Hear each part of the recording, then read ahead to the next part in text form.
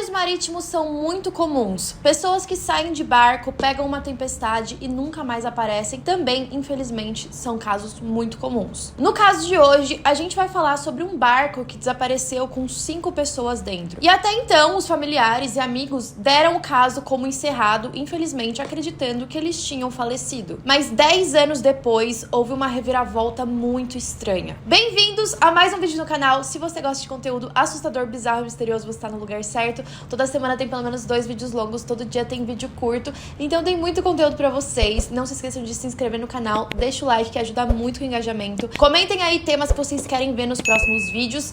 As fontes e os créditos estão sempre na descrição. E bora pra história.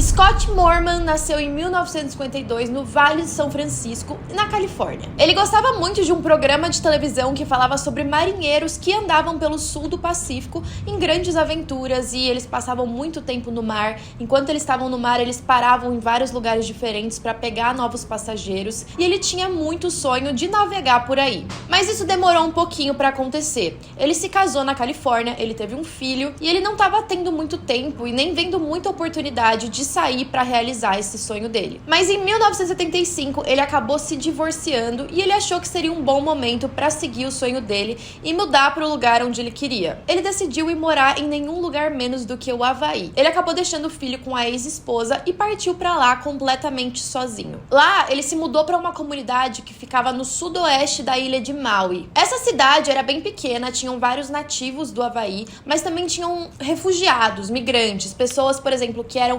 ex-veteranos do Vietnã, hippies, várias comunidadezinhas ali diferentes, e o Scott logo se sentiu muito incluído. Ele se sentiu em casa e ele fez novas amizades. Ele começou a trabalhar em um trabalho de construção, e lá ele também fez alguns amigos que também tinham o costume de fazer atividades relacionadas ao mar, como surf, nado, até pescaria. Depois que ele foi pro Havaí, ele voltou pra Califórnia uma vez pro aniversário do filho dele, e a família dele, os amigos, eram bem contra ele ficar tão afastado assim. Eles queriam que ele voltasse pra casa. Mas o Scott estava convencido que ele tinha se encontrado naquele lugar e que era ali que ele queria ficar. Ele tinha o costume de vez em quando sair com esses amigos que ele fez pra andar de barco e fazer atividades relacionadas ao mar, mas teve um dia que ele e mais 4 amigos decidiram matar o dia de trabalho na construção e pegar um barco pra sair pescando. Esse dia era um dia muito bonito, tava bem ensolarado, o mar tava calmo e as pessoas descreveram o mar naquele dia como se fosse um lago. O dia era 11 de fevereiro de 1979. Nenhum deles tinha um barco de fato, então eles decidiram pegar emprestado com um outro amigo e o nome desse barco era Sarah Joe. Então eles foram até uma loja de conveniência, compraram bebidas, comidas, gelo pra colocar o peixe que eles pescassem pra eles poderem levar pra casa depois e partiram nessa aventura. O Scott estava acompanhado do Benjamin Kalama, de 38 anos, Ralph Malayakini, de 27, Patrick Wosner, de 26 e o Peter Hunched, de 31. Entre eles tinham anos de experiência no mar, seja no nado, seja na pesca, seja surfando, então eles estavam acostumados, eles sabiam o que eles estavam fazendo. Inclusive um deles era pescador profissional, ele ganhava a vida com isso. Eles saíram naquele dia por volta das 10 horas da manhã, quando o céu estava bem limpo. E naquela região que eles ficavam, eles não tinham costume de ouvir o rádio ou alguma coisa assim pra ver a previsão do tempo. Eles faziam um negócio mais de olho, olhava pro céu, via se não tinha nenhum sinal de tempestade e aí eles saíam. O que eles não sabiam é que tinha sim uma tempestade surgindo no horizonte. Tinha uma nuvem profunda, escura e ameaçadora chegando. A tempestade ficava cada vez mais perto e cerca de 2 horas depois que eles saíram, eles perceberam que era hora de voltar para casa. Só que logo aquela tempestade se tornou um furacão. As pessoas que estavam na ilha descreveram aquela tempestade como a pior que eles já tinham visto em 50 anos. Inclusive outros 3 barcos que tinham saído naquela manhã para pescar também viram a tempestade chegando e logo voltaram.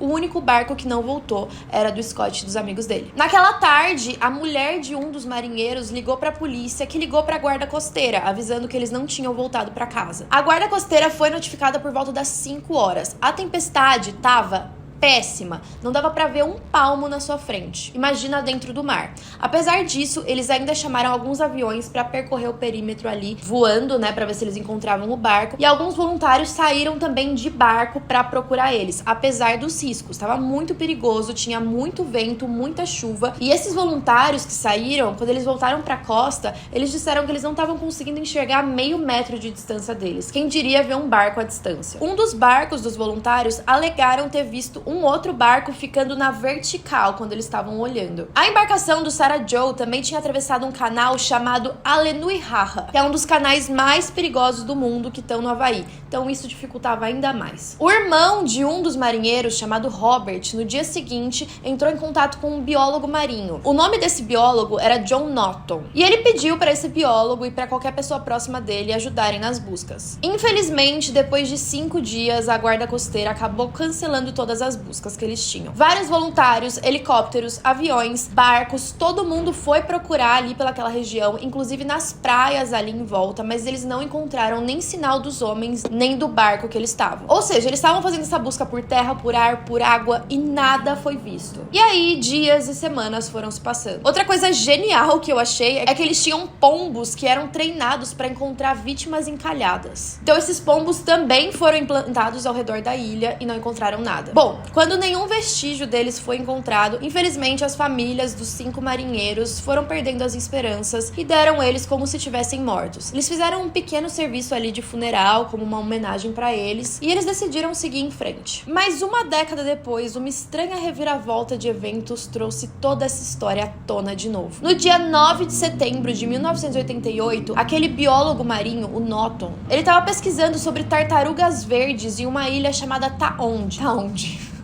Taonde? Essa ilha ficava na parte norte das Ilhas Marshall. As Ilhas Marshall ficam a cerca de 3.200 quilômetros daquela ilha que eles moravam no Havaí. E aí, enquanto ele estava na ilha fazendo as pesquisas dele, de repente ele olhou pro lado e ele viu um negócio meio estranho. Ele percebeu que tinha uma embarcação ali. Parecia ser um navio encalhado, e quando ele estava olhando de longe, ele viu que algumas letras e alguns números da embarcação ainda permaneciam ali. E, inclusive, 2 letras que ele viu foi H e A, ou seja, indicava que aquele barco era do Havaí. E ele quase não conseguia acreditar. Foi aí que ele e a equipe dele decidiram ir ali olhar os destroços. Só que não tinha nada ao redor do barco e nem dentro dele. Eles procuraram qualquer nota, ou algum pedaço de papel, ou qualquer coisa que indicasse alguma pista do que era aquele navio, mas eles não encontraram nada. Então eles decidiram olhar nos arredores. Cerca de 60 metros de distância de onde eles encontraram o barco, eles encontraram outra coisa surpreendente. Eles viram que tinha uma cova rasa ali. A cova era bem rasa mesmo, ela estava coberta com pedras, tinha uma cruz de madeira, e o mais bizarro é que tinha o osso da mandíbula em cima dessas pedras. Então o osso da mandíbula estava separado do resto do esqueleto que estava embaixo das pedras. Pelo que eles viram ali por cima, parecia que o funeral não tinha respeitado de fato a pessoa que estava sendo enterrada. Mas de quem era aquele esqueleto que eles encontraram? Quando eles olharam o túmulo mais de perto, eles viram uns pedaços de papel.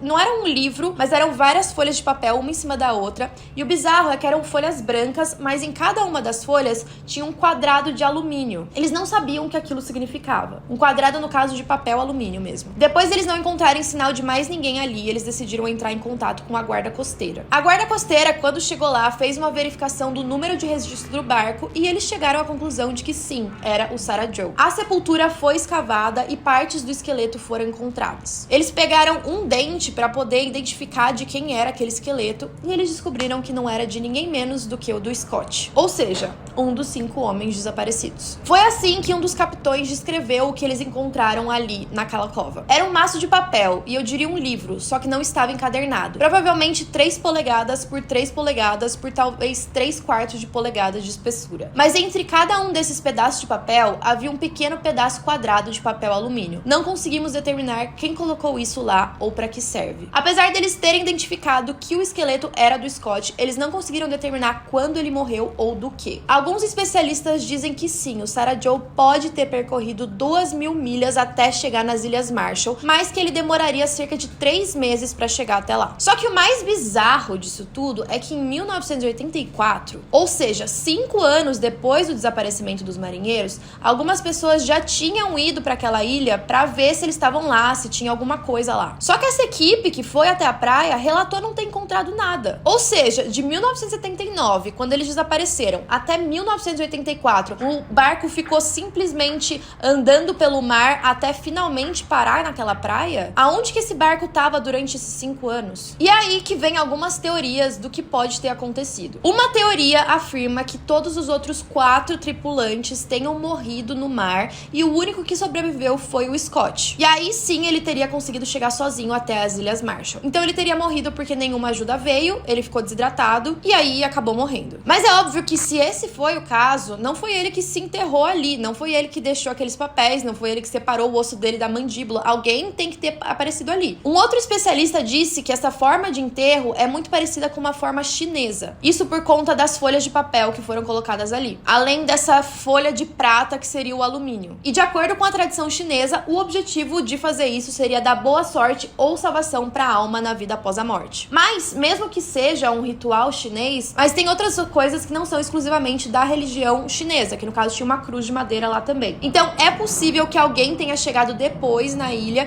e tenha enterrado o corpo do Scott. E aí a pessoa que fez isso, ou o grupo de pessoas que fez isso, não teria relatado o ocorrido. E essa teoria, para a maioria das pessoas, é bem plausível, porque pode ser que alguns pescadores chineses tenham encontrado o corpo dele, tenham enterrado e não reportaram o que aconteceu porque eles estavam fazendo pesca ilegal. Em Hana, que é o local da ilha onde eles moravam, as histórias do que aconteceu com eles são vastas. Inclusive, tem até alguns médiums que foram consultados que falam exatamente quem caiu primeiro no mar. Uma outra teoria é que talvez o barco tenha ficado em algum outro lugar e depois aconteceu uma outra tempestade que tenha levado o barco só com o Scott até essa ilha. Só que o local para chegar nessa ilha é muito difícil que um barco chegue sem nenhum tripulante, sem ter alguém conseguindo lá mexer no barco para que ele chegue até a ilha. Muitos dos familiares desses homens se agarram na esperança de que eles ainda estão vivos. E eles esperam até hoje que eles ainda sejam encontrados. O caso continua até hoje sem solução. As famílias também se uniram e contrataram um investigador particular. O nome dele é Steve Goodnow. Ele levou uma equipe até a ilha e essa equipe descobriu alguns ossos fora do local onde estava o enterro do Scott. Então tinha outros ossos separados ali perto. Eles também encontraram os motores do barco presos embaixo da água nos corais. Isso mostra que o canal entre os recifes e a ilha é muito estreito. E eles acreditam que o barco foi levado deliberadamente para a ilha, que ele não simplesmente caiu lá. Ou seja, alguém que estava naquele barco com o próprio poder conseguiu levar ele até a praia. O Robert, irmão do Scott, acredita que ele tenha se amarrado ao barco, isso para resistir à tempestade. Ou talvez ele tivesse à deriva, alguém encontrou o barco e levou até a ilha. A conclusão mais possível é que talvez tenham sido esses pescadores chineses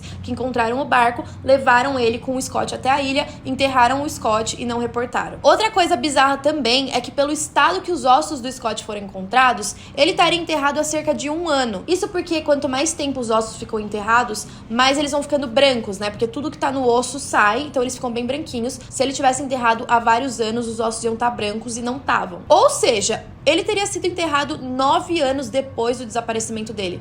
Mas como ele teria sobrevivido tanto tempo? E por que o maxilar dele foi colocado em cima da sepultura, separado do resto dos ossos? E o que significam os papéis? O que aconteceu com o resto da tripulação? Essas são dúvidas que talvez a gente nunca consiga solucionar. Enfim, esse é o caso bizarro do desaparecimento do Sarah Joe e dos seus tripulantes. Comentem aí o que vocês acham e até a próxima.